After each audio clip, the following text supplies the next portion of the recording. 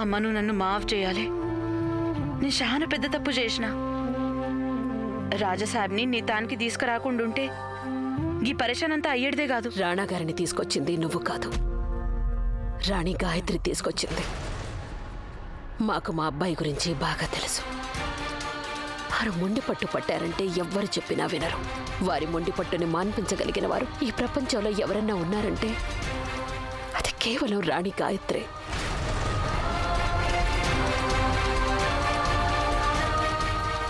రాణి గాయత్రి ఓ అద్దం లాంటి వారు. అందులో రాణా గారు తన మనసేం కోరుకునేది స్పష్టంగా చూడగలుగుతారు.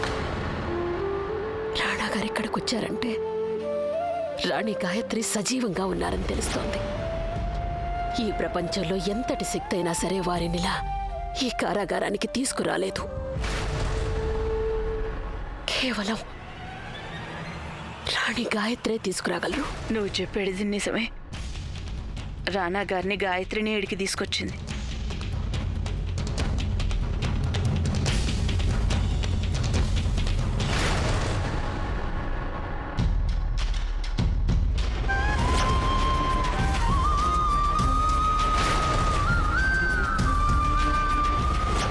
ఆమెకి మా అమ్మగా కన్నా రాజమాతగా ఉండడమే ఎక్కువ ఇష్టం.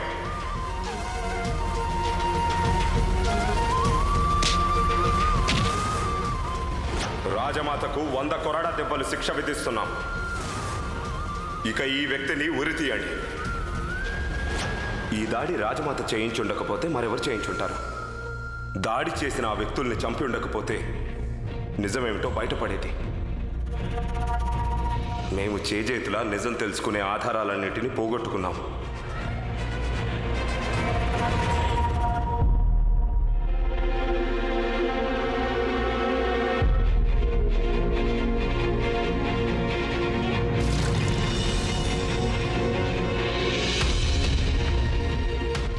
మీరు చెప్పింది అక్షరాల నిజం.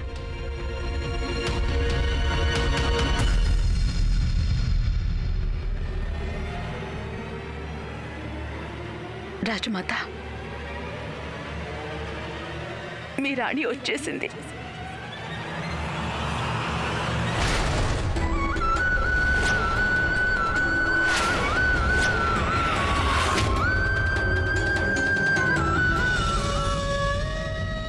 గాయత్రి, రాణి,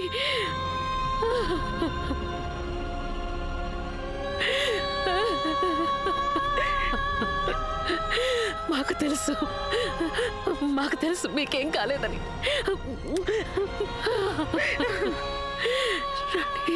నేను ఓడిపోయాను రాజమాత, నేను ఓడిపోయాను. నాకు ఇప్పుడు ఏం చేయాలో తెలియడం లేదు. ఆ రోజు కొండ మీద ఏం జరిగిందో కేవలం మీరే నాకు చెప్పగలరు.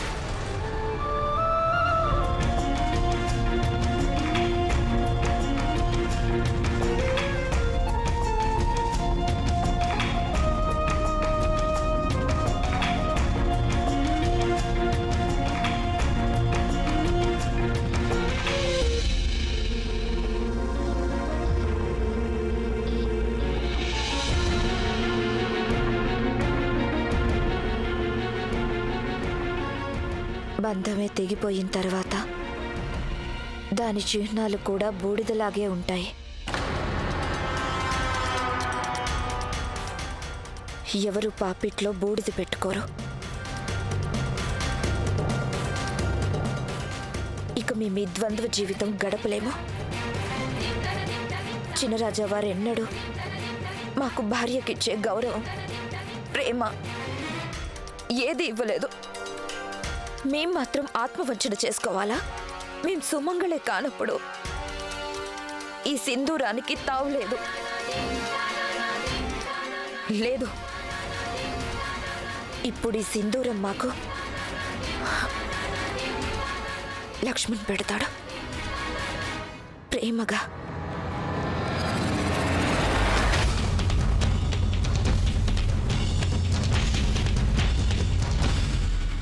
నువ్వు పెద్ద చిరుతనంటావు.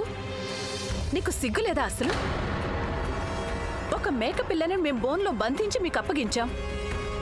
నువ్వు కనీసం దాన్ని కూడా వేటాడలేకపోతున్నావు. చూడు, మాకిది స్పష్టంగా తేల్చి చెప్పు. మాకు మా వారసుడు ఎప్పుడు పుడతాడు? ఏంటి మౌనవ్రతంలో ఉన్నావా? తమరి మౌనవ్రతం పూర్తయితే తమరిక్కడికి ఏ పని కోసమైతే వచ్చారో దాన్ని పూర్తి చేయండి. పండగొచ్చింది. ఈ హోలీ రోజు నువ్వు ఎలాగైనా సరే ఆ పని పూర్తి చేయాలి. అక్కడ నీ పని పూర్తి కాగానే ఇక ఇక్కడ మేమనుకున్నది జరుగుతుంది. నాకు ఎప్పుడు ఏం చేయాలో బాగా తెలుసు. అయితే మాకు చెప్పొచ్చు కదా, ఆ శుభముహూర్తం ఎప్పుడో. ఈ రాత్రికి మీరు చెప్పిన పని పూర్తవుతుంది.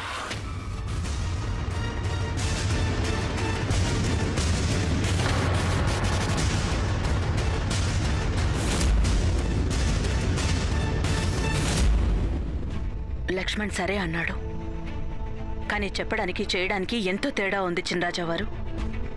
లక్ష్మణ్ ఎప్పటికీ ఆమెకి దగ్గర కాలేడు. కాకపోవడమే మంచిది. ఆ లక్ష్మణ్ కోసమే కాదు, మీకు కూడా మంచిది.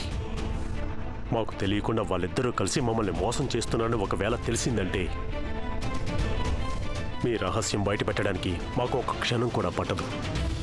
గుర్తుంచుకోండి.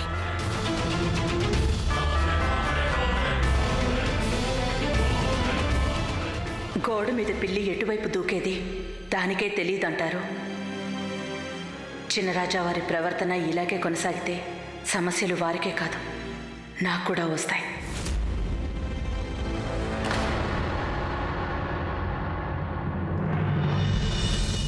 సావిత్రి, ఏమిటంత పరధ్యానం? నీ బయటకి నిప్పు అంటుకొని ఉంటే నువ్వు కాలిపోతాను.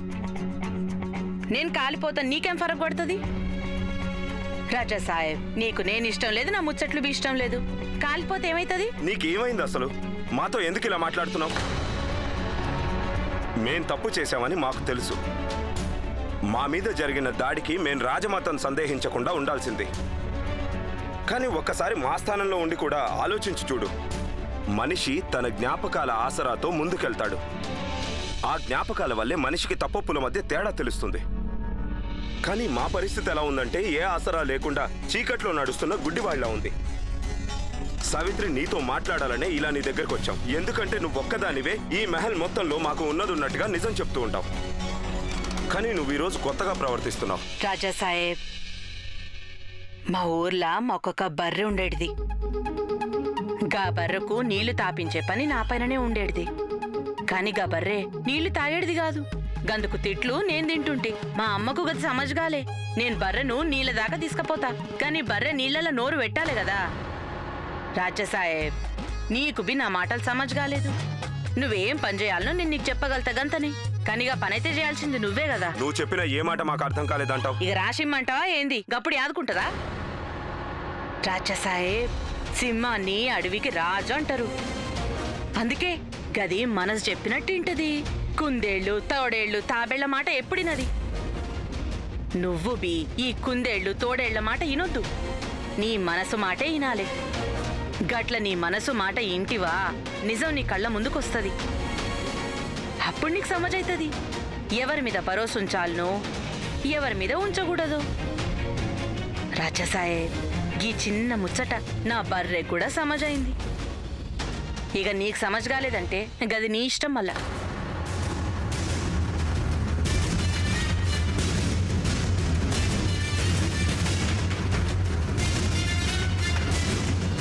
అందరికీ పేరు పేరున హోలీ పండుగ శుభాకాంక్షలు. సావిత్రిని చూసారా? లేదు ప్రభు, సావిత్రిని మేము చూడలేదు.